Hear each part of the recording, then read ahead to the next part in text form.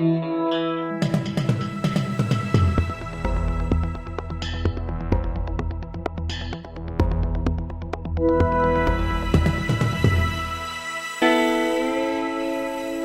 back to what I hope is now an annual episode of the Batuta Talks. We've done it before with these boys, and we're doing it again.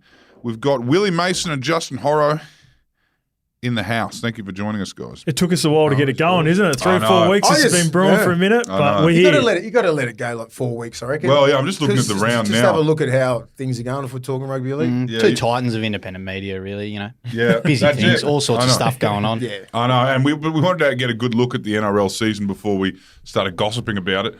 You're joined here from the Batuta end by myself, Clancy, and we've got Wendell here, who's absolutely pulling himself to the renaissance of the West Tigers. It's a very, very strange feeling that I have. And I know it's completely unfounded and it's optimistic, but savor it. I haven't had this sense of optimism for a long time. I made the mistake of telling people yesterday, I genuinely feel for the first time in a long time that we could maybe play a game.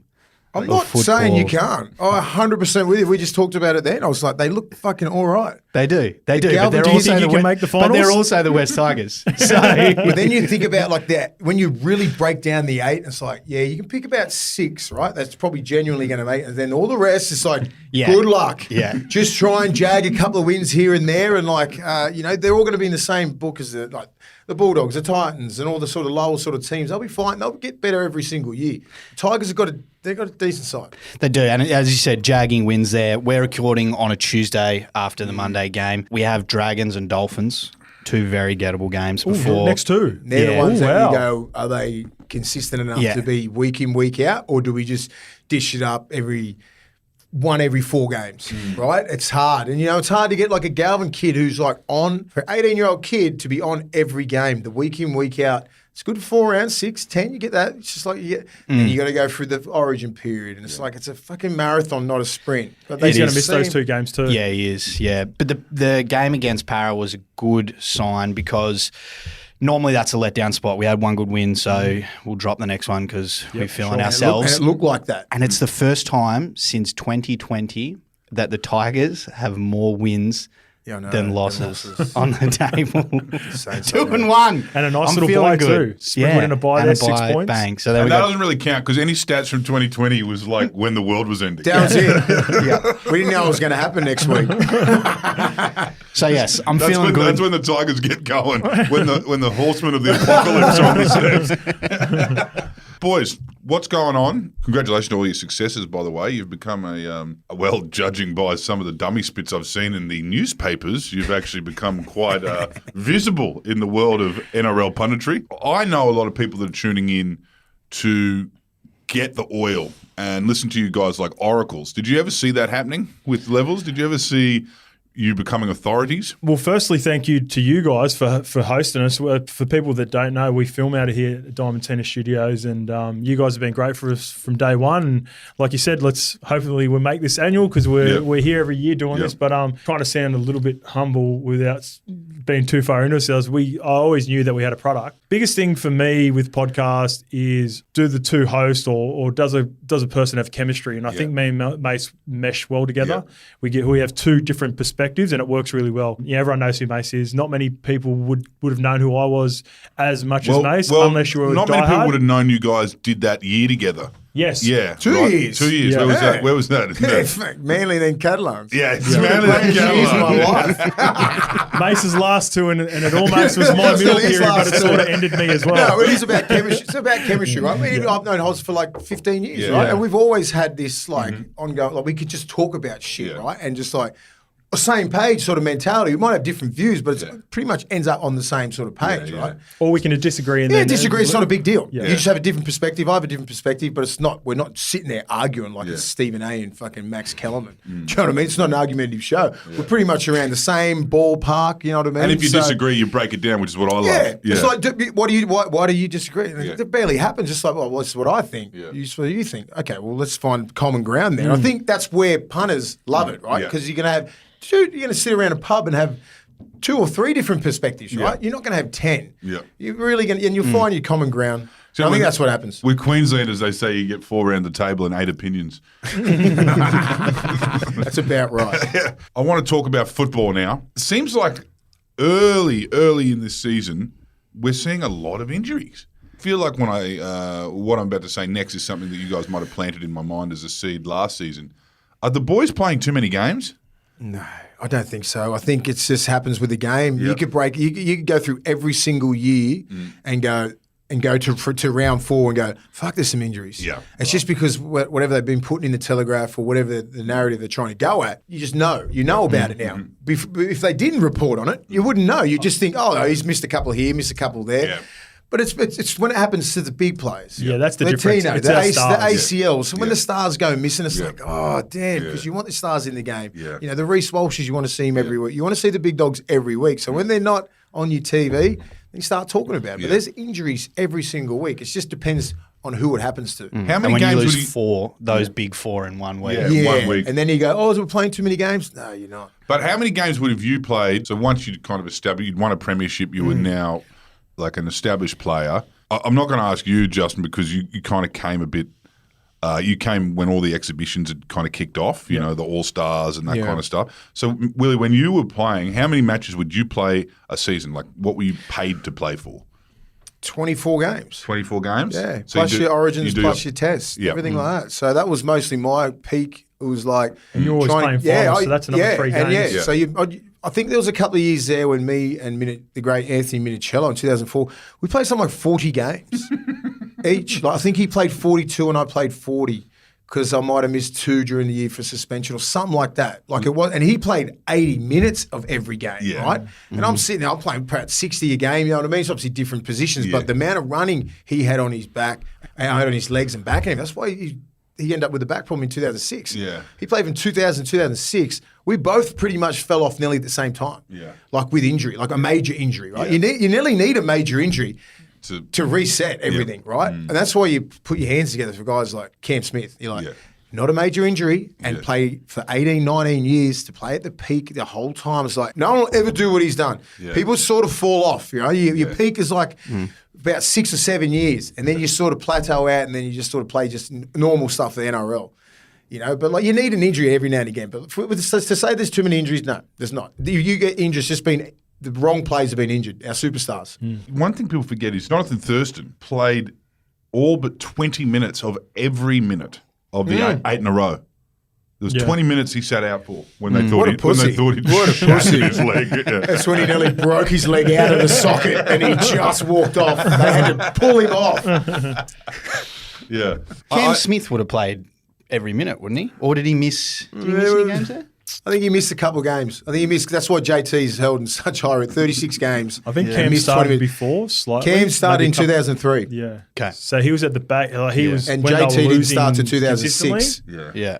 And then once they started winning, JT come in, I believe, 06. right at the start when they started dominating, right? 06 when they come in. So Cam was like 3, 4, 5, 6, 7, 8, 9, 10, whatever. But yeah, JT come in the 06 series when they beat us down in Melbourne, and then didn't stop every minute. And you know, I want to explain to people how hard it is to even play Origin, right?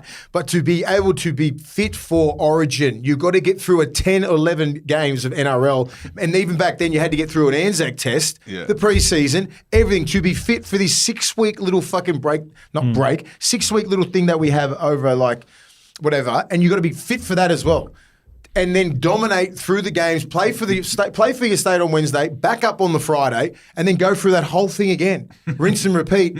For how many years did he do that? 10 to 12 years? Far out. For Origin For specifically. Origin, so 12, what? Oh, I don't know, 12, like 13 it's more. years. I think it's like 13, 14 years. And not miss Psycho. a game. Yeah. Not miss a game. That's what I'm saying. He is so lucky. And he has had... I'm not saying he's never gotten injured. He's been injured in the right time. Yeah. He's done ops at the end of the year, so he's one of the toughest bastards that ever played the game. The amount of ankle and shoulder injuries that he just carries into games and just gets through. And then he'll go, I'll get the op at the end of the year, when he should be getting an op straight away. I mean, I just haven't seen since your guys' vintage a stayer like that. Are you seeing one in front of you now with the kids?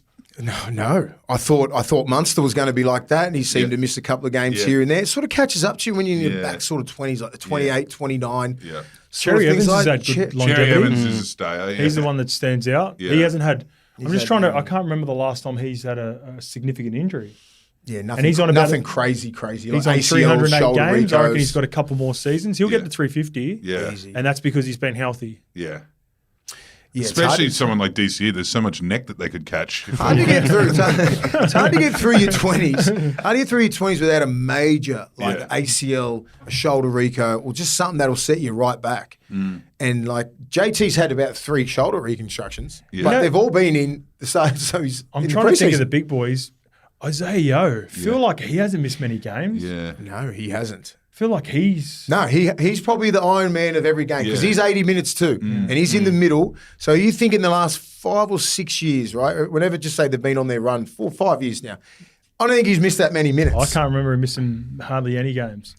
Maybe 1 or 2 games here and there. Yeah. And I suppose because he's a Dubbo boy and he's a bit more quiet. Country Don't tough. give a shit. He's country tough, but you can forget that he's been out there every minute when they're doing the Mountie bop on the wing. You know what I mean? Like he's standing in the middle. He's got 3 or 4 kids, doesn't he? It's funny. Look after them. I had an interview with Talon May throughout the week, Yeah. and apparently he's not allowed to touch the boombox. They refuse to Really? let him touch the music because He's not. He's playing too much hip hop. He's heavy metal. That's his Talon go-to. is? No, not Talon. Talon was saying Isaiah Yo. He's not allowed to touch the boombox because he's heavy metal. Megadeth. Yeah. Not really the same kind of vibe. The boys in budgies Talon dancing said around. he didn't even know who the artists were, but he goes, nah, like he's not allowed to touch. Because I assume he's like maybe a Morgan Whalen country, being a I Dubbo thought boy. country for sure, not heavy metal. Heavy metal. That's He's a his townie go. though. He's got the big DC skate shoes on and he's down playing heavy metal. Yeah, I'd Got a say few he's probably the townie Iron Man. Iron Man. Speaking of boomboxes, can I ask, Willie, at the Bulldogs there, it seems like every day I see a clip of Crichton or Addo just having a great time with a boombox, flicking lights on and off, dancing around. Yeah. Is Critter like that? He all the time. He isn't he? is. I just see his energy, what he gives to the boys, and like I can just only imagine what he was like at Penrith. Yeah. With winning every year, every game. Most games you're probably dropping 3 or 4 a year. And like just the vibe that would be created out in Penrith. I'm just trying to think. Like he's created a vibe at Canterbury. Yeah. And it's like we're not winning. We don't have that culture yet. We're trying to build towards that. But he just has a good time, man. He just loves life. He's 23 years old. Yeah. He's captain of the Bulldogs already. He's done a lot in the game. If we can really feed off what he's doing, add a few more pieces, and then we can sort of push for a little bit, you know? So, yeah, but he's always having a good time. So is Fox. Fox is about that. They just, you know, when you've been around in good systems like Fox has been in Melbourne, they're never like that because of Craig Bellamy. Yeah, yeah. But Cleary just lets them be who they are. Yeah. And it works. Yeah. It Because works. you look at Bizza and Luai and Crichton, when Crichton was there, they were always having fun. But they always enjoying said Critter was themselves. the main leader in all that. Yeah, And okay. he So he's is. brought that across He has, and he's feeling good. Yeah, you just need to buy into it and everyone just have a good time. But it always helps when you're winning. Yeah. It always helps. But like to hold the boombox and have a good time when you're getting pumped by 50, it's not a good look. We were out there. We went out to Belmore just to have a look. We did the Dynasty Chinese beforehand, the Yum Cha. China's good. Very good stuff. Great leagues club to pull up in as well after, particularly when the boys have just absolutely pumped the Titans. Might have been the best match to go to this year at home, right? Titans it was. round 2. What is the feeling out there? I mean, if that was my sample size to go up, my case study of this season, there's a vibe. I mean, it was the right vibe. It was multicultural round at Belmore, and they won. But it feels like everyone's all in. Yeah, it's a bit different. No, it takes a little bit to build. Yeah. And the cultures are set by the players and the coaching staff. Yeah. You know, that's it. Mainly the players. You know, the dogs of war and the entertainers and all that sort of stuff, that was like part of the Bulldogs' history, right? That was like... you get anointed those things by ex-players. Yeah. You just got to create what you are. And then what we see every week, then you can create your own culture. And then people will say, that's those guys, right? You Create your identity. Yeah, create your own identity. And that's what that's what people throw that word around, culture, a lot. I'm like, no one's in charge of the culture. Yeah. No one, apart from the players and whatever the coaching staff has. And I don't know what culture they're trying to drive. Because it's all like it's inner sanctum sort of stuff. I'm like, okay, we'll see it on the field. You know, I do the stuff. I do the pathway stuff. I do the young kids, like from 17 to 21s.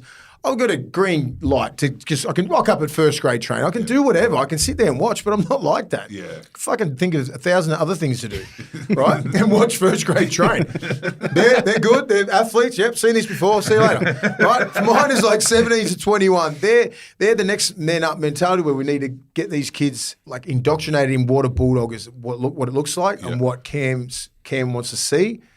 All the little boxes that you need to tick before you're ready to go up there. A lot won't go through. I was speaking to some rather vibrant Lebanese gentlemen in the Canterbury Leagues Club, and one of them asked me, all of them were drinking schooners of hard solo, and one of them asked me, do you think they'll ever send the Bulldogs to Vegas? And I said, mate, if you are what's coming with them, I think there's some hesitations because the league club was pumping. It'd be 20,000 Lebos on the plane. Crazy, Big fan base, sell though. out. That's what they're looking for. And they all got a bit of cash too. Yeah, you can see, yeah. No, I wouldn't be surprised. I mean, like, not yet. Not yet. You know, we do have 5 years to get over there, and I think in that 5 years you will be having a Bulldogs team over there. I think Penrith's the first one to get the nod, and I'm like, yeah, fair enough. They deserve it. You've played out well. You've deserved it. You know, but all the other teams who aren't the top of the list have to sort of wait to get up there. We were talking about it while we were there. Be fun, but Yeah. Well, we were thinking probably next year would be a Cowboys, a Warriors, Cronulla. you definitely get the Warriors there. I think it's a team, and there's Penrith, and I think they won't go past Brisbane. You have to have Brisbane, and then the other one's probably up for grabs. Yeah. Roosters. I think the Roosters. I think that'll be your 4. Yeah. Now, I think so. I don't know. Does that sound all right? You didn't go, Scope. We want to talk to William about how that was, the inaugural NRL Vegas round. One of the very NRL ideas we've seen. Like, remember we were talking about 2020, before Project Apollo, there was talk of an NRL island. This is the type of things that the NRL pull out of their ass, where they're like, yeah, we could all just move everyone to Morton with their families. That was actually an idea, wasn't it? It was a serious contemplation. And we were all for it. Like NRL Island would have been the greatest Like thing. if Volandis is a Honestly. fucking make, he just makes shit happen, Volandis. And it was very close to happening. They're like, oh, we can build the ovals in a week or two. Like we can have the. It didn't happen because basically Volandis bullied the government to allowing NRL to go ahead on the mainland. But, you know, an equally crazy idea is what we've since seen in NRL Vegas. It's the fact that there's 5 years. We all know how it's going to play out. Now, post Super Bowl, you end up with a bit of a lull in the city of sin. And Volandis has said to Nevada Tourism, That's us. how about I bring 40,000 cashed up NRL fans over there? Yeah. And you can charge them Australian prices and they won't know the difference. And it's exactly what happened. And everyone seems to think it was and it was a hit. It was a hit. It was hit. Well, tell me the vibe. You first land there. What is the first thing you do and what is the first thing you see? Oh, God. PG version. Yeah. We land because I can show you the group chat of we what had, we had to get a charter from, I think it was LA to Vegas with the Brisbane Broncos fans because the Tab sponsor the show. They're big sponsors of Brisbane as well. So I was with a couple of like knockabout blokes, and they're just on the Broncos junket. Yeah. I'm sorry, we're staying at the same hotel, all this sort of shit. I'm like, okay, this is all right. Met a couple of good blokes there, and so I was 5 nights there. So that's Wednesday, Wednesday night, and then it was just non-stop. Fucking let's go every day and every night. I didn't even, mate, there was no off button, and I love it because I don't have an off button either, so I'm built for Vegas. We had a couple of little things we had to do for the Tab. We did the podcast over there, so it was easy work. The energy of Vegas will just pick you up, right? If you're feeling sorry for yourself, you wake up and you're feeling a little bit dusty, shut the fuck up. Yeah. Get a drink in So here. he's talking about our little producer, Luke, everyone. who unfortunately had to room with Mason. Wasn't affording an off button. Might not quite have the same motor. The worst place you can be in Vegas is a fucking bedroom by yourself, like just with your own head noise. It's just like, mate, get up, do yourself a favour, shower, let's get out. I was walking the streets with the Tab guys, a couple of Broncos fans that I've met. I don't care. Like I'm like that. I could just sit there, walk around, and just have a beer with anyone. The energy was just mad. Everyone was over there. Were the Americans feeling it? They were a little bit like, I think there was like 10,000 Americans that turned up. All the rest were Aussies. Yeah.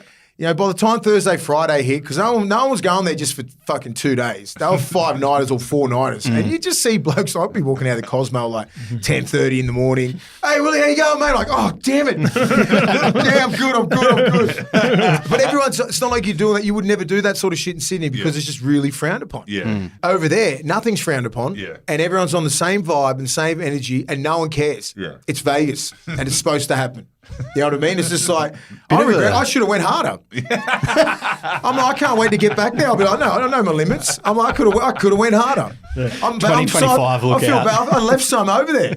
I'm If there's you some didn't energy have over there. commitments, if you didn't have commitments, If I didn't have commitments, easily. goodbye. You're a good plane sleeper from all accounts. No, I'm fucking awful. I don't sleep hardly ever. So no. was there a moment when Vegas ended and you just went, okay, I'll see you in Yeah, LA, it was and then because I I'll walked out of the hotel, the Cosmo, at 11:30, and I had to be at the airport at 1 o'clock. And I'm like, oh, well, it's over. I said, thank you, Vegas. I just sort of walked out. Just went, shrugged the shoulders a bit, got home, had a shower, went straight to the airport. Fucking done. See you next year. That was my attitude. And everyone was like that at the airport. No one's like, no, you can't feel sorry for yourself over there. No one cares. But I'm saying, everyone, we're all coming. Everyone went so hard there, like all the ex-players and that I've knocked into. I'm like, they're like, I can't wait to go back. Yeah. The game day experience, everything like that. It was just everything was top notch. It was top notch. What's it like being inside the in a Super Bowl being stadium? in a massive nightclub. Yeah, the Super Bowl stadium. Yes, they closed the doors. There's a DJ up the other end. Everyone's playing. All the smoke's playing. It's like being in a Vegas nightclub with 40,000 people in there. And I guarantee next year there'll be 60,000 there. Yeah. Because word of mouth like this, and you talk to a mate, go, how good was Vegas good? You're like, it's off its head. It's fucking great. There's no one's going to come back and go, oh, shit. Yeah. There's something wrong with you. If you have a shit time in Vegas, go check yourself. Go straight to therapy. You've got something wrong with you. Sounds like a bit of longer Bucks party It is, energy, mate. just And like you just 5 got to days. pace yourself. I'm not saying I went. Perfect Bucks. Yeah, it would be a It's great the Bucks. perfect Bucks. Oh my God, everything's perfect. But birthdays, Bucks, just wanting to go over there and support league, not give a shit about league. If you're an AFL fan, I'll be like, I'm going to Vegas because that looks mad. Yeah. It's an event. It is an event. You go in there and then they put 2 good games like that on. And which, if you didn't know the game, you look at it and go, holy shit, it was I love this shit. Yeah. You know what I mean? You're looking at fucking Croker and the Manly boys just pump everyone, all of Kawatu. So if you're looking at it just a branding and you're like, wow, if I'm taking a sponsor, a potential sponsor, this is our product, you're like, I want in. Yeah. Why you got 45,000 in America when you only played on the East Coast in Australia? Yeah. Delaney should be just sitting there like the Don. Yeah. He's the king. Do you think it kind of had the effect that we thought it would with it was like a starter gun to the season? Do you think from there we kind of rushed back to Australia to see what everyone else had in store for us? Yeah, I don't know. I thought it was. I'm not sure. How do you reckon with that? Do you think it was just we were out of the block straight away, and then I we do come think- back and we plateaued? I'm like, no, I don't think so. Or I we think, just I think, I think the momentum's we've just kept gone. going. I think we've just gone like that. Yeah. We started the year off mad. Everyone was sort of confused. Even I was confused. Is it round 0 or 1? Yeah. I'm not sure. Does this count for fucking? Yeah, like last- I know. last I was week, round before 3. it. Yeah. I was goes, yeah, it counts for 2, and I'm like, no, it don't. It's a trial game.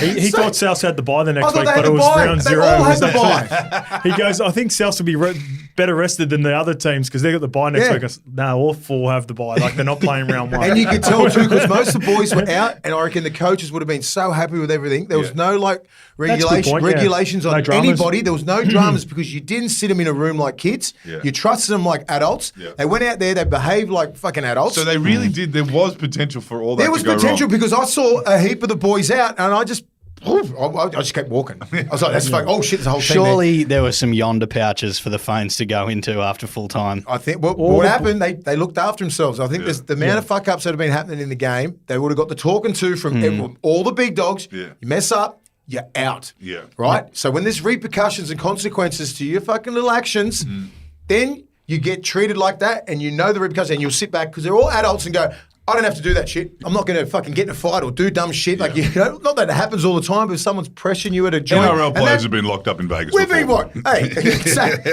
Shit can get sideways in Vegas, and mate, there was the fucking ingredients right there to make shit go crazy. From my understanding, all the teams let the boys go hard day 1 once they arrived. So they arrived about 10 or 11 days before.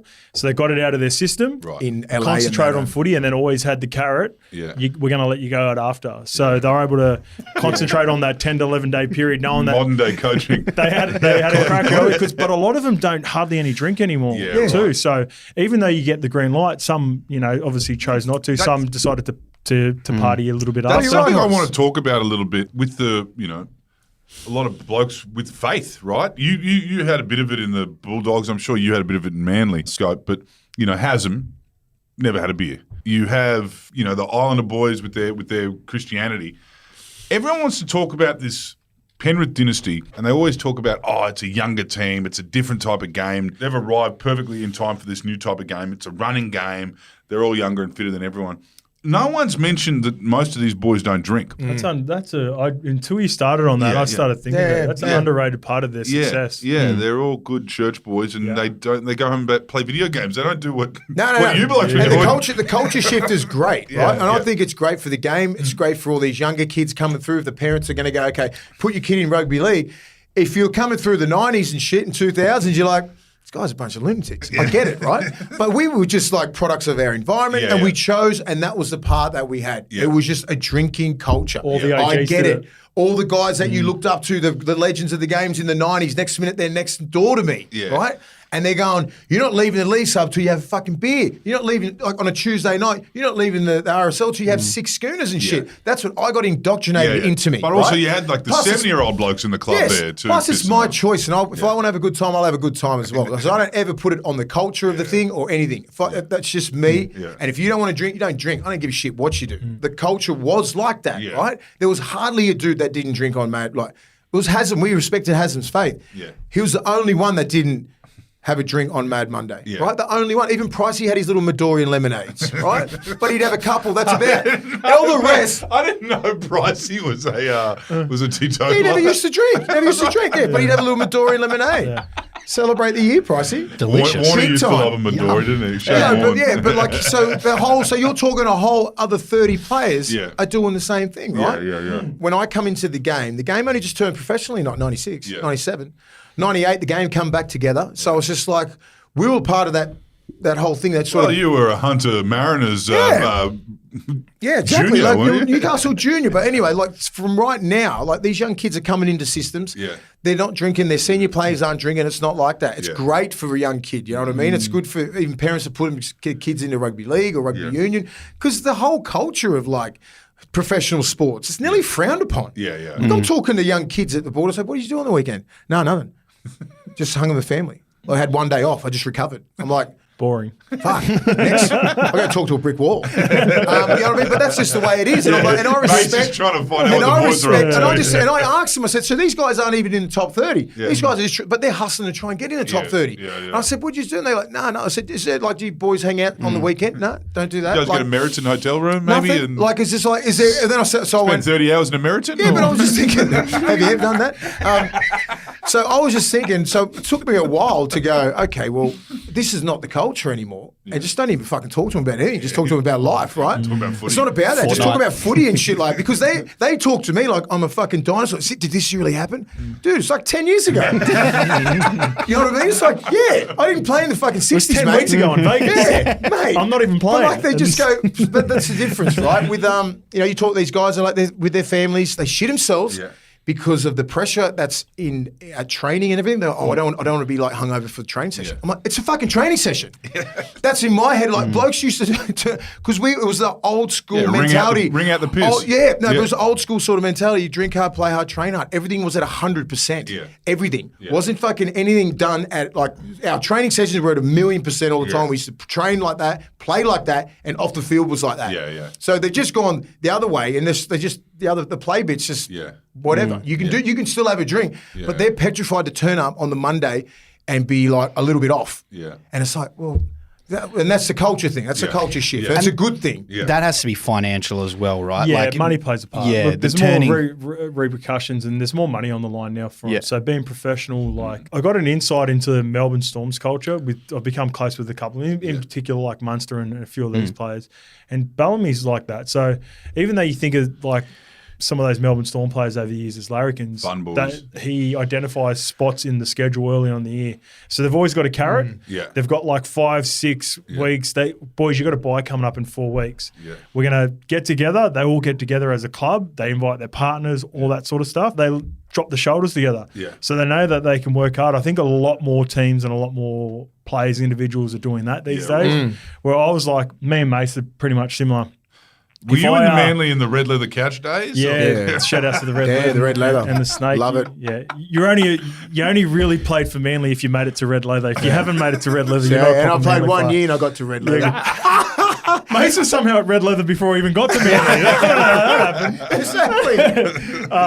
But yeah, so like then that was a heavy drinking culture. But Jakey's a great example of that. Jake Travojevic wasn't. He was a late bloomer. He enjoys the schooner now, but he's by no means is he Drives her on home. Yeah. But when he first came into the grade, we had a very heavy drinking culture at Manly. But Jakey was always a bit naive, a bit younger, and he didn't enjoy drinking. No one ever forced him. It was compulsory he turned up to every team drink day. Yeah, right. So he had to turn up. He had his snitty, he had his Coke. He sat there and he was part of the group for an hour or two, and then the boys could go. He could go home and Get out of here, kid. Yeah, You don't for the want to most see part, this. Jakey never left. Jakey would stay there longer than everyone. One sort of thing that I always look at young kids, even from like the pathways to even like first graders, having chats with them. It's like, I don't want it to seem like it's like it's a job to them, right? And it doesn't look like fun sometimes. Like the way I wanted to play the game, because it looked so much fun, and it was always fun from when I was young to when I played and after it. And most of the time it was fun because we used to have a good time and win and have a good time after the game. Do you know what I mean? That's what I don't see that element of fun. And it really, and I'm seeing it like at training and everything like that because it's so serious from under 17s now. You're right. Like these kids at 17 look like it's their 10th preseason. Yeah. And it's like, it's a slog. I said, dude, you're not even nowhere near first grade and you're looking like this, bro. I'm like, and I try and really put in that fun element. It's not fun going out, don't go to get on the pitch, but just have fun at training. Compete with each other. Get Have the boom box have a going. joke. Yeah. Do you know what I mean? Like, and I'm like, I see it and I'm just like, come on, boys. Like, this is supposed to be the prime of your life when you're a young kid. It's not, I said, if you get better at this shit, you're going to get to first grade. Then the fun's fucking taken out. Like, it was fun for me my whole career, right? Life is always fun. Still fucking fun now. And as soon as it wasn't fun, I was 36 and I was in Ibiza and I retired.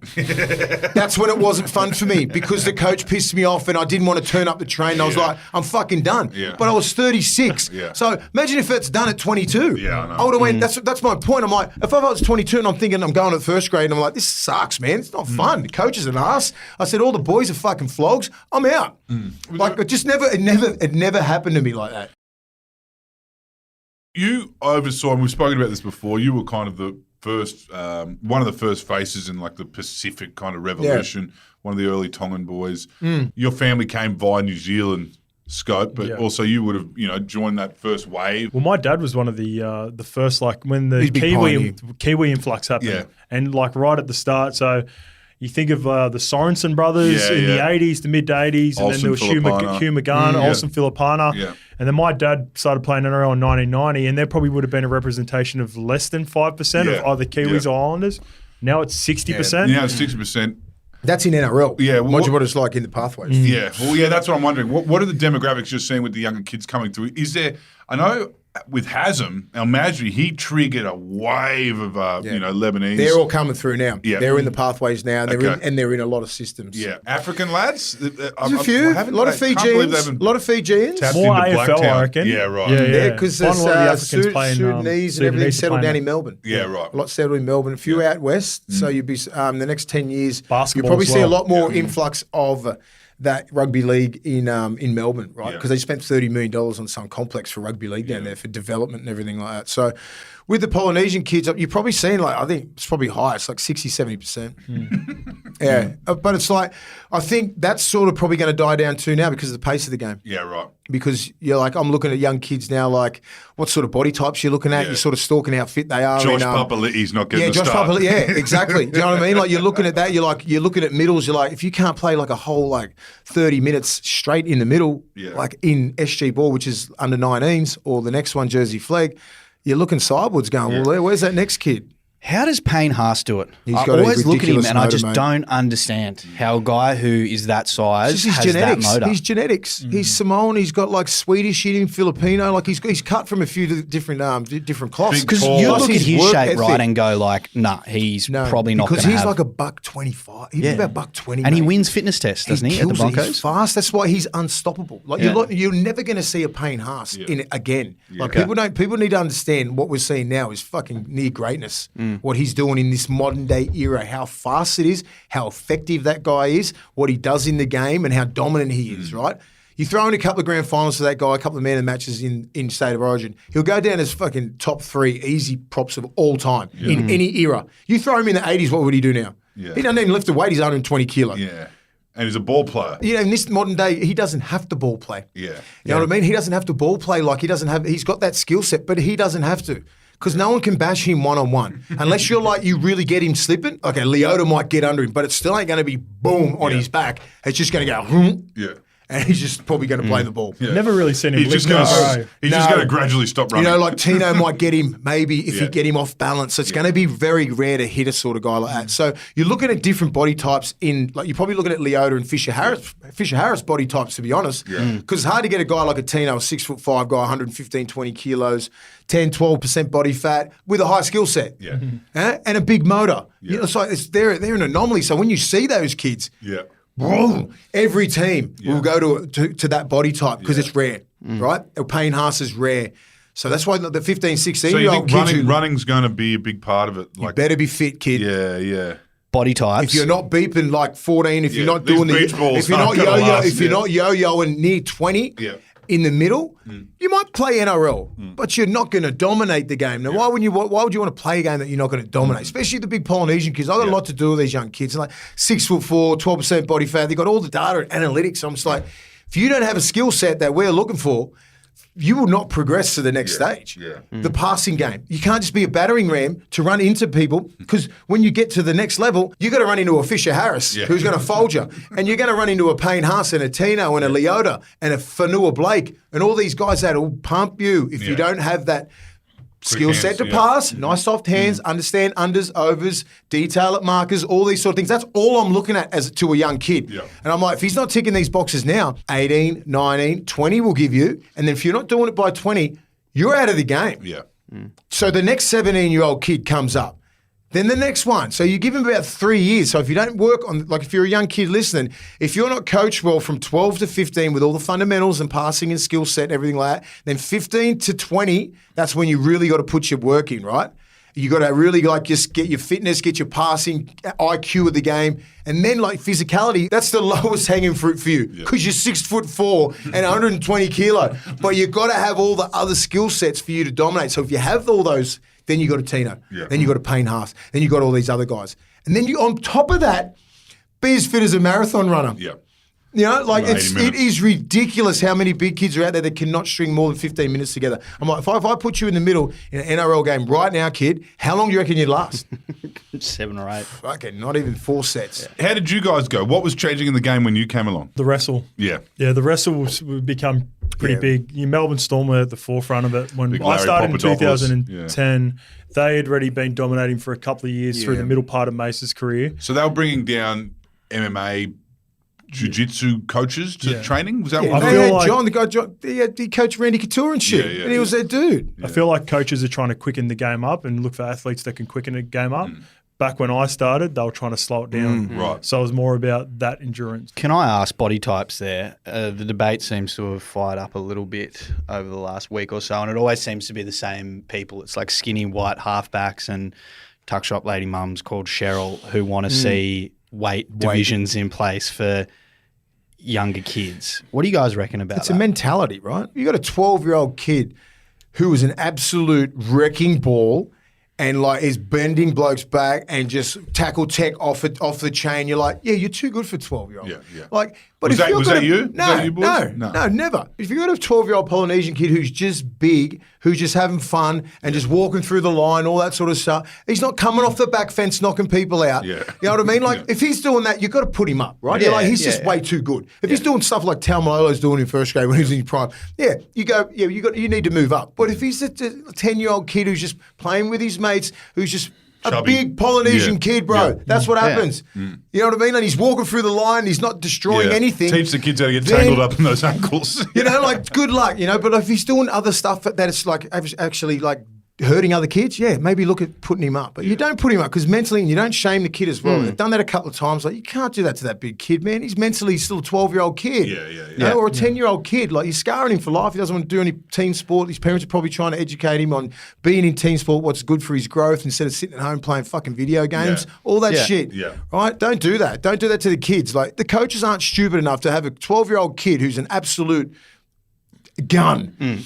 You probably want to put him up to 14s or 15s to make it's probably it's better gonna be for his development. Better for his development. Yeah, What's he going to learn running through almost, fucking 40 people? But it's like academics, right? Like, if the kid's too smart for grade 6, they're going up to grade 7. Like, That's a good point. Some kids are finishing school. Yeah. In It's middle that's school. what you on should. HSCs So at you 15, should 16. look at how dominant this kid is and go, he can't play 10s. Put him up to 13s. It's about where he's at. Don't just put him at 13s because he's 130 kilos.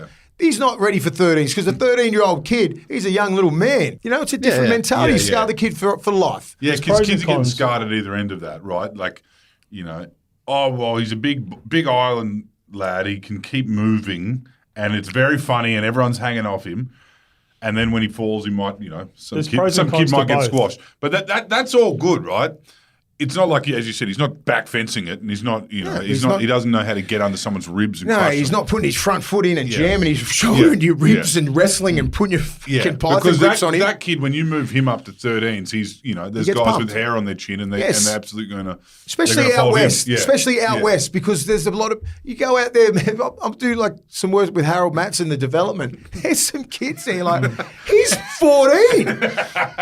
I said, "How big's this kid?" Me and Ogre and I just stand there looking, going, "He's 6'3," and I'm like. They've all got that. You know, the Bulldogs have got that one. Penrith's got him. Like, everybody's got the big Polynesian kid because, like, but it's not like you got to develop them as football players. You know, so it's a. What do you reckon? You're saying pros and cons? There's sort of nail on it, but there's pros and cons to both. Like, he doesn't develop that skill set that's required as he gets older. But also, I was undersized for my age, so having those guys at that competition for me gave me confidence by the time I got older. So I was able to tackle those boys. I wasn't able to tackle them early on. Once I start getting to 13, 14. I was the opposite. The moment everyone caught up to me, I just quit.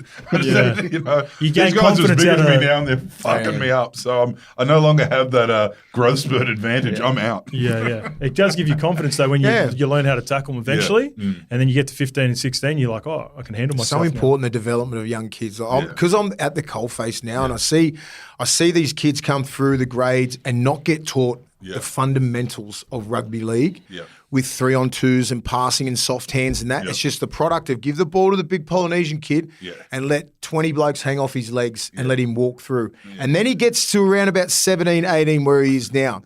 Then you've got to deal with the big kid out of Penrith that's as big as you, and Canberra, and New Parramatta, New Zealand. But the difference will be like he's been taught how to pass the ball. Then you're going to get a Tino, right?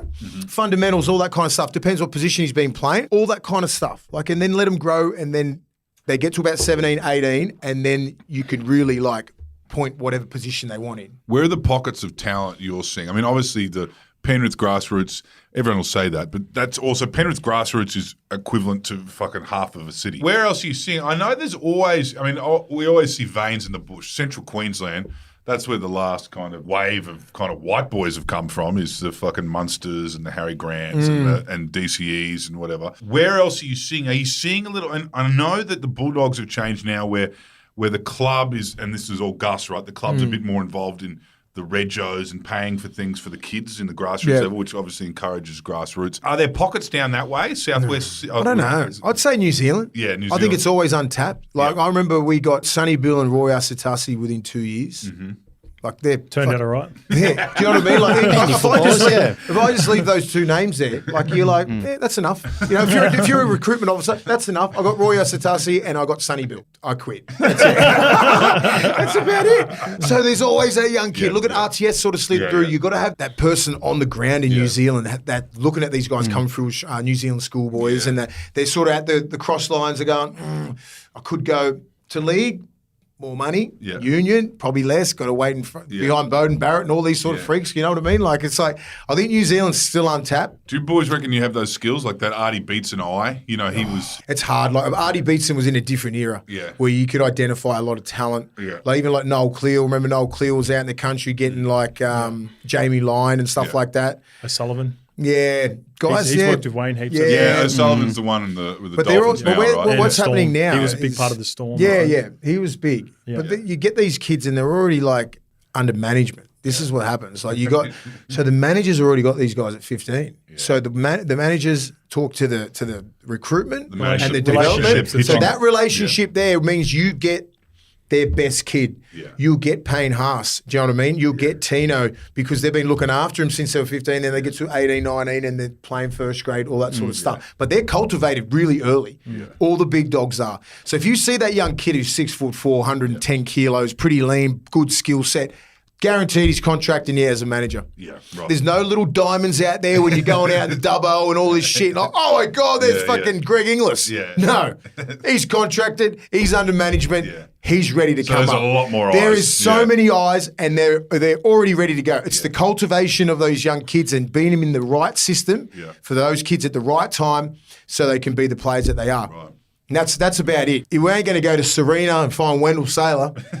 You know what I mean? It's just a big 6'5" winger just stepping off his left foot, left arm carry, right palm. You know what I mean? Like, you're not going to see that. You're not going to see Lottie Takiris. You know, they're already Matt done. Scott and Longridge. Yeah. You're probably going to see him in Fiji and the islands and New Zealand. Yeah. That's where you're going to see the kid that you're like, oh, wow. Yeah. Okay, let's see what motor he's got. And then you got to get him out of your union system. Yeah. Fiji, they're getting picked from in union teams all the time. Yeah, right. Yeah. But like, I think that's the... When you talk to Gus and you talk to these guys at head of recruitment. How about New Guinea, Papua New Guinea? I mean, I feel like Mason. I don't know about you, Scope. You've been there a few it's times. crazy. You played up there? No, I haven't. No, I've heard great things. But do you It's see a that? Wild West, Hit and mate. run, hit and run only. Oh my God! But do you see that? Like, you know, I'm sure you see it with the kids running alongside your taxi from the airport. You're But like, we should bring him back home. We've with us. already, and I think, as I said before, the best New Guinea kids are probably already under contract and Really? already found. Even in Moresby, you reckon? Yeah, because Right. they're everywhere. Recruitment's everywhere. Now, the things I get sent email-wise of a young kid in New Guinea, in New Zealand, I just send them to Gus. Because the kids look good. But as I say, they're the highlights. It's a highlight package. They call it highlights package for real, right? They ain't gonna send you fucking missed tackles or how lazy you were, like, or all your worst defensive decisions. It's the That's highlights, right? And Super I'm like, Rugby's problem at the moment. yes. And I'm like, I'll forward it to Gus and go, what, this kid? Or because they just send me, because it's easy to do now. A highlights package. Boom. Because my email's on the thing. Some How real many good emails ones. of highlight packages have I seen? So, okay, I Hey, Willie, need to check see a out whole my game. nephew. Yeah. You don't understand. Now, let's talk about the current season right now. We just spoke a little bit about how the West Tigers are going to win the comp, but what else are you seeing out there? Who are your dark horses? Who are your smokies? Last year, you both said Cowboys. Cowboys. Yeah, at the start of the season. I still like the Cowboys. I think there's going to be a team that I feel like will surprise us, whether it's a Parramatta. Is that because of the injuries, you think? Because the top teams who lost players. So it looks at the moment it looks like still Penrith in distant second. Yeah. Yeah. Then you got Broncos thereabouts. Storm are going to be thereabouts with their culture. Yeah. But I feel like a team like the Cowboys, Manly, Para, Cronulla? if they can get their shit together and string a few games at the back end and have momentum, a team like that might. Yeah. You remember how Penrith a couple of years played Parramatta in the grand final and they probably weren't the second best team, but they just had a really nice run going into the finals and started to lock down at the back end of the season. So it's less about very hard. windows. It's less about premiership windows. It's more about the season they're playing. Yeah, the run, momentum, and key injuries having been healthy. How's I think the it's gonna come Broncos down to window health. looking? It's there. Yeah. Just what they did against the Cowboys was so impressive on the that was weekend. good. Yeah. No Reece Walsh and Payne Haas. That was impressive. That's what I thought. I backed the Cowboys simply because those two were out. Yeah. And they're so important, and they just went like a juggernaut. That's what good sides do. That's what good sides do. Look at Penrith. Yeah. I thought the Roosters is my little smoky if they get their shit together. It was disappointing watching them on the weekend, just getting towed up by Penrith, and I'm just like, I'm not backing against Penrith again. You know what I mean? Like, it just showed me how clinical and how professional they are just to get the job done. Big game. We're coming to Allianz, wear our pink tops and we'll beat the shit out of you. Yeah. It's just like a switch, right? Like It they is, just I know, decide, it's no, just- we're flicking it's it next today man- and we're just going to when pump you talk whoever's in about front of next us. man up mentality, they live and breathe it. Yeah. Yeah. But I think if the Roosters sort of find some continuity between Smith and Sam Walker Yeah. and Keary, Yeah. same page, because it looks like they're really off the page when they're off. And hope they end up on the opposite side of Yeah, Penrith yeah, because they of can't beat course. Penrith. No, they 9 can't in a beat row. Penrith. No, but They just can't Yeah. beat Penrith. yeah. Like In Sam Walker, they 9. need to hand the reins to Sam Walker Yeah. and let him fucking run the team.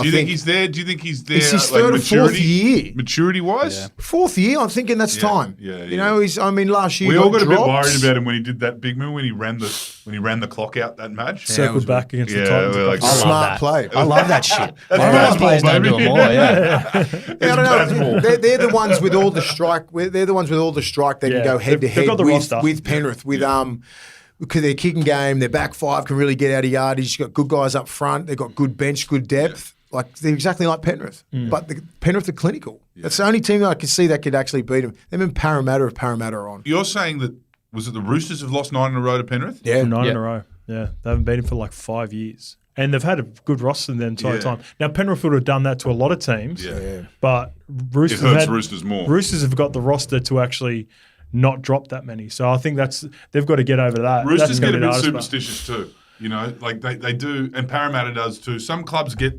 fucking West do. Some clubs get very superstitious about, we're playing here against them. Whereas I think you don't actually see that. and then people rattle out these stats, and like, I'm not sure players read into that shit, but surely not. It subconsciously becomes a thing, though. I remember at would be when we were at annoying. Manly, we had a good run against Cronulla during the period I was there. Cronulla was still a good team, Yeah. but for whatever reason, no matter where we were on the ladder, we always went good against Cronulla. Yeah, right. And they'll talk about it before the game, and for whatever reason, it would play out that way. Yeah. And yeah, I just found that surprising because they were a good team. They ended up winning the comp Yeah, at 16. 16. And yeah, Gal was there for long periods, but Well, lastly, I want to ask you, which player do you think is going to emerge this year? We've seen it. I don't know, was it Dylan Edwards maybe last year or the year before kind of came through, who is not really a household name. I'm actually really surprised by this hip drop on that Galvin. Yeah. I was surprised. He's that like everyone he's just hanging on. Yeah, I was like, why? But I'm also surprised that he's now a household name, not because of the tackle, but everyone's talking about this guy and what it's going to mean missing him for 2 weeks. Who's coming through? No, probably him in my books. Yeah. I haven't seen enough of him yet, but I just saw that moment of like the game's on the line. Yeah. Give him the ball, he takes his mate on, right? Yeah. Smashes a palm in his face, sets the try out for Buller. That's ice in his veins, man. Yeah. Especially coming off after like the 10 minutes could have rattled him. Having that confidence, the team having confidence in him having confidence in the team, right? They defended 10 minutes without him. And you can see when Appy went, we fucking just defended 10 minutes for you, mate. Yeah. He just went, "Rah, Yeah. let me give you this one back. And his he mate, did it. who he ran over, That's what I'm saying, ran it's over just- Tom Trebojevic the week before as well. You know what I mean? I don't know if he's going to be a shout out to household Westfield Sports name. High, great Yeah. high school. A household Producing name, but he's going to be, I don't know. It could be the perfect storm for him with this year with the West Tigers. They need that sort of hope. Benji, a good coach? I Yeah. think he is, man. Yeah. He's got some good Plenty of people golf. around him, but Yeah. Yeah, right. he's got good coaches around him. He just needs to there's a lot of little things. I saw Matty Johns, I think he was on the bye round. He was saying, but he was trying to get into coaching like 13, 14 years ago. Belly told him, he goes, look, what you do is actually coaching. Yeah. Because you come down for your hour. And I remember Matty Johns coming around the Roosters and everything when we were there. Coaching the halves. He was definitely coaching. It was coaching. He goes, it's got nothing to do with this. This is that. And then you got to deal with members. You got to deal with the board. You got to deal with all these other things that bother the shit out of You you, got to be right? a politician. You know, like you got to have all these. So all the assistant coaches and the specialist coaches get all the coaching. Yeah. You got to be the man manager. You got to manage the egos. You got to manage the personalities and everything like that. So Wayne Bennett and that can keep coaching forever because Yeah. they're the kings at it. Yeah. Once you master that, like even They're not Bellamy, down there Bellamy- running train tracks. No, mate, they're not running fucking. That's the difference, right? Yeah, But yeah. a lot of young coaches dive into it real fucking early, and it consumes them. And that's where Benji said, "I'm going to take a different route." Yeah. Because he's probably seen what's happened to Tim Sheens and all these other coaches that he's been under. He's like, "I'm going to do it my way."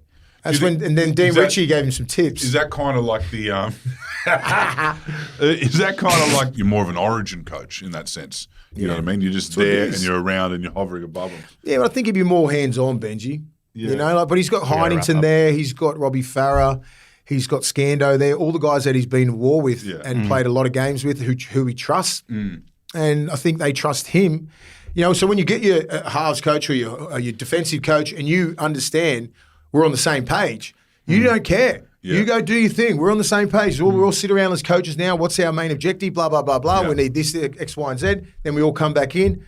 We got it all done. Yeah. You nail it. You right? trust the message. You don't over fucking see. You don't undermine. Right? And I think he's really good at that because he's got a good demeanour, Benji. Really quickly, because we've got to wrap up. Des Hasler up at the Titans. We're seeing Benji come through different, like you're talking about him being kind of a modern coach, looking at doing things differently. Desi's probably a lot more of the old school. Yeah, he'll get the season to figure it out. I'm not too sure if he's got the roster right there. He needs help in the halves. We had the podcast before. We said, in this day and age, if you don't have a halfback, and it's the similar issues the Bulldogs have got at the moment with Hutchinson, he's more of a filling guy rather than a full-time.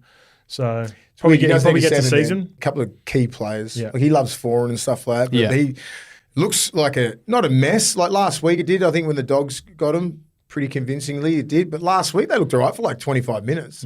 Like they were up on the Dolphins, but like I'm not sure if his coaching philosophies are flying now. Is he the brand of coach we're talking about that's down there with the boys running drills? Is he? No, he never has been. He's a lot of detail involved in his coaching, a lot of analytics. Yeah.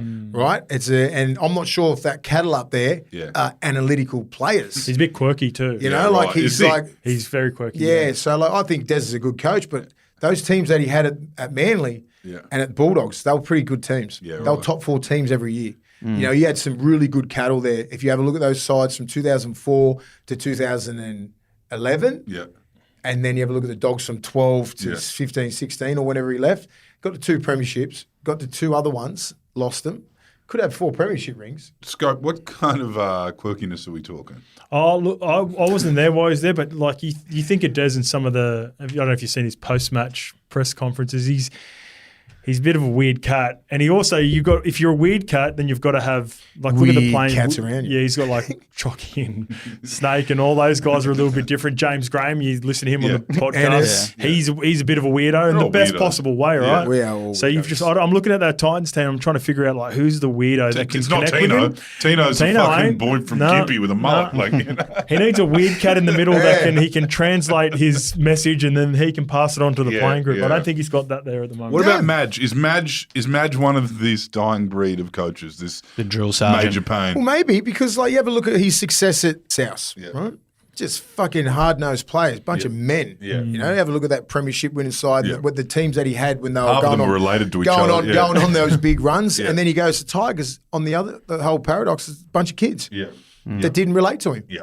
And it's like, it's a trust thing. It's how you get spoken to. It's like they're a different generation now. Even like the 2014 team was 10 years ago. Yeah. Sam Burgess is retired. Greg Inglis is retired. Sutton's retired. Still, every single bloke, every single guy is Ben Teo in that team. Apart from Alex Johnson. Yeah. Alex Johnson is the only there's dude. And one Burgess. Dylan Edwards. Dylan Edwards and Tom Burgess. Yeah. They're the only 3. They would have been like 20 years old when they won that. Who? Dylan Edwards? Dylan Walker. Dylan Walker, he's around. Yeah. So there's all the rest is retired. So they're all a bit older. They're all like serious dudes that you could trust Sam Burgess to go out there, fucking do your thing, big boy. Yeah. John Sutton, Reynolds. We can do Reynolds the still. army camp shit with these boys. You could see it in the Tales of Tiger Town as well by like episode 3. He's like trying so hard And not to he's just old school fucking Madge. abuse Like, them. Madge is a real old school dude. Like Yeah. he's cut from that Yeah. Canberra cloth, Yeah. right? He's just like Ricky Stewart sort of mold. Yeah. Fucking harder. Fuck, you know what I mean? Yeah. That'll fly in Origin. You reckon? That'll fly in Origin Yeah. because you're dealing with pros. Yeah. And you've you're only dealing got with them for a few guys weeks, that are right? men. Yeah. You know what I mean? Grown-ass men that are used to everything. They'll love that. Interesting. It's an interesting season we're looking down the barrel at. As we said, the momentum's only growing. Vegas round was a great way to start it off because like we actually didn't know when the AFL started. It kind of crowded. It flooded the zone, you know what I mean? And all AFL. Or union. Yeah, all union. Well, All union. That's a whole different another episode. I don't think Vegas crowds Outside of Queensland, Union's still thriving up. We are red, but I do think That's done. it's going to be a really interesting season. I think the injuries to the Stars at this stage is going to result, as you said, in the run. It's not going to be a window season. Outside of obviously Penrith and maybe Broncos, it's the run. It's whoever from here can make the most of it. Healthy 8 weeks. Everyone has 4 a weeks different before the mindset. finals. Everyone has a different mindset. If you're like one of those lower sort of 6 teams, you're like, just fucking jag, like, just sit at 500, right? Yeah. 3 wins, 3 losses, not too bad until we start getting through Origin and all that sort of shit. Jag some through Origin. So we're not, it's a different, and then your Penrith, it's like, We just roll everyone. Yeah. We'll get to the finals. We'll get to the and we'll win. finals, and then if you're another top 4 team, you're like, we need to position ourselves so we're not first round with Penrith. Then good luck. The team we forgot is the Warriors, actually. Oh, shit, yeah. So when they go They're through top Origin period, they're a team that could benefit and be healthy at the right time of 'cause season. not Hardly any one Origin not one. players. There's not one Not Origin one player. Origin No. player. No. Right. Okay. Well, They're we'll the team keep to watch out eyes on for. that. Yeah. Up the wires, eh? Jack Black up the wires. Yeah, good was that? Thanks for joining us, guys. Thanks, we'll boys. probably get you at the back end of the season and see how all these predictions panned out. Done. Thanks, boys. Thanks.